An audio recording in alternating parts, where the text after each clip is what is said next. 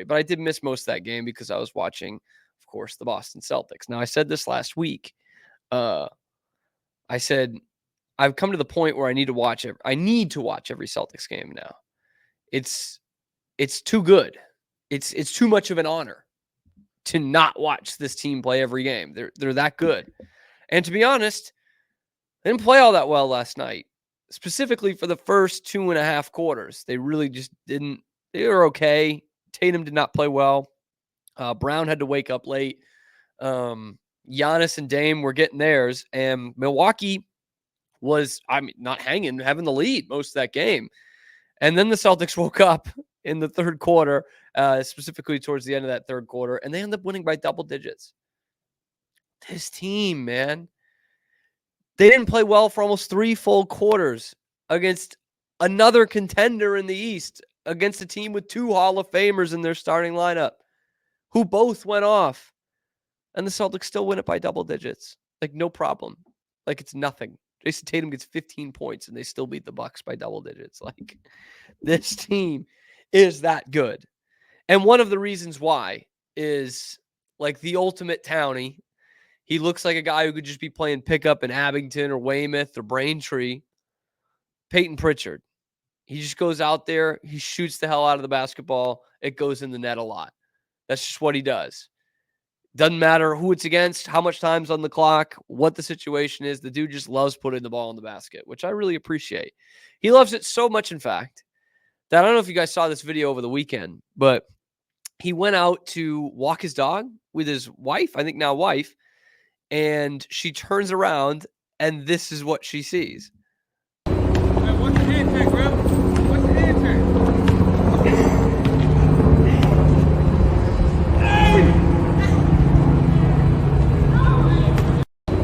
What's the hand tag, bro?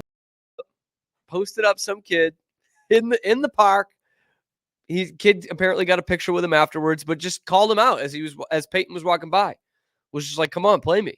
Payton went out there and played him. Great moment. Love seeing that. Obviously made that kid's day and maybe, his year. And that must be a pretty cool thing to run home and say, "Hey, I just played pickup basketball with one of the Celtics." And then 2 days later in school, what he can tell them today is, "I played pickup basketball with the best player on the planet. Did you watch the game last night? The best player." Because it comes down to the end of the third quarter. Peyton's already having a great game, by the way. He's already got 20 plus at this point. He hit his first 5 threes in this game. And when time is winding down, as you saw in the finals last year, they're going to Payton Pritchard. Last night against the Bucks was no different. Look at him. They're already diagrammed. Look at him. He's ready. Look at him. Keep your eye on Pritchard. Connaughton hits them both. 5-point game. Pritchard springs free. Here we go. Out on their feet. This is his time. Pritchard fires. Oh! Pritchard magic!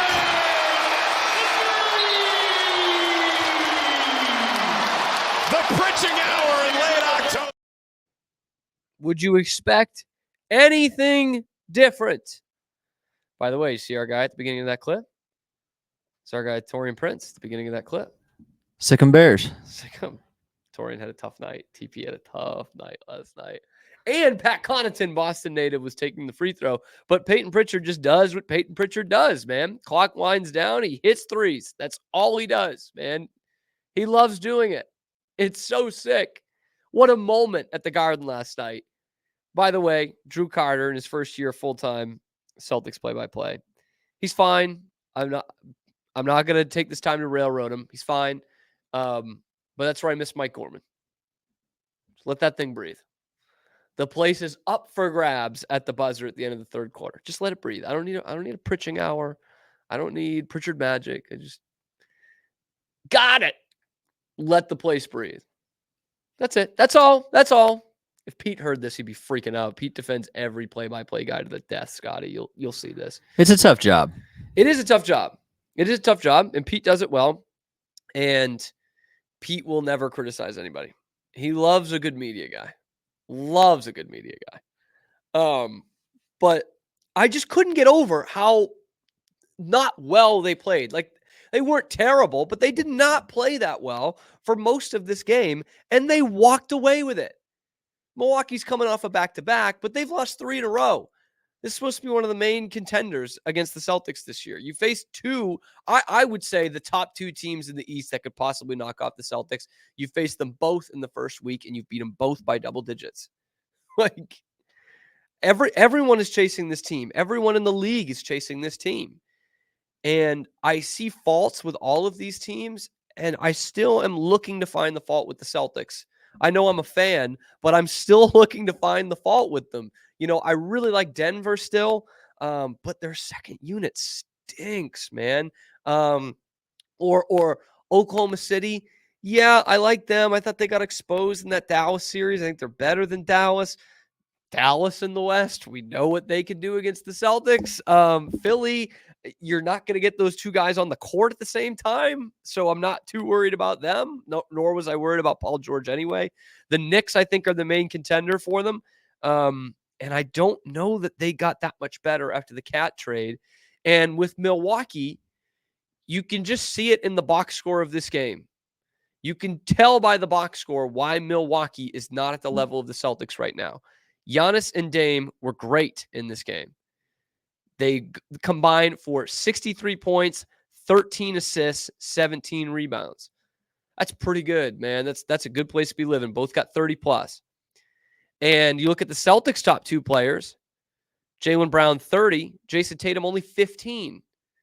That should be a win for the Bucks in theory, right? Wrong, because you look at the rest of the Bucks that were out there. Brook Lopez 13, Gary Trent 10. I think they were all in the first half. Taurean Prince 3, Bobby Portis 4, Pat Connaughton 5. Like, they're not getting anything scoring wise from that second unit. And you look at, and most of that is, or a couple of those are starters, by the way. Celtics get 30 and 15 from Jaylen Brown and Jason Tatum, like combined points. And then Horford 10, Derek White 13, Drew Holiday 21, Payton Pritchard 28. That's why they're better than everyone else in the league. Jason Tatum and Jaylen Brown, fantastic, great. But that's why. And you look back at the finals even, the Mavs did not lose that finals because of Luka Doncic and Kyrie Irving. Now, the Celtics, I thought, held them in check, and Kyrie had some bad games in there. But those guys are not the reason they lost the finals. The reason they lost the finals is because Derek White, Drew Holiday, Al Horford are much better and much more productive offensively than PJ Washington, Derek Jones Jr., and Derek Lively.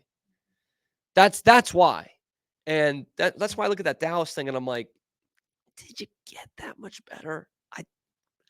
I just don't know. With Klay Thompson, I don't know. But this is why everyone's still chasing the Celtics. And I think the Knicks could still have some decent depth, but not having a DiVincenzo type, I don't know. That hurts them. That hurts them a lot. So this is, I think, a brilliant display of you had 2 Hall of Famers on the other end who played pretty well. And the Celtics did not get a shining night from their 2 stars. And they still won by double digits. They still won it comfortably. I just, like, obviously they're not going to go 82-0. Maybe not 82-0. Like, I just don't see what teams are going to do to expose them in a 7-game series. And it's obviously very early in the season. And I think what this team has to battle is themselves, like injuries and complacency. And, people are going to say, well, Cam, they take, the most threes of anybody in the league. One day they're just going to go cold. And I'm like, for a 7-game series, I don't see it. And I know it sounds naive because the top 3 teams in 3-point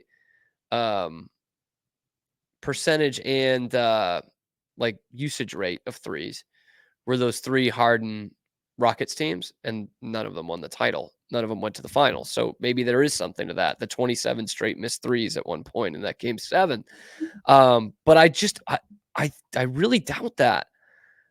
I think if the Celtics are not going to get back to the finals and or not win this whole thing, it's going to be because they get some injuries. And I notice some injuries, probably not one injury, because they did have a major injury last year to one of their starters. He missed 25 games in the regular season, and then he missed 2 full playoff rounds, 2.5 when you take out some of the games in Miami. They didn't have Porzingis for 2 full rounds, and they lost 1 game in that time frame in the playoffs.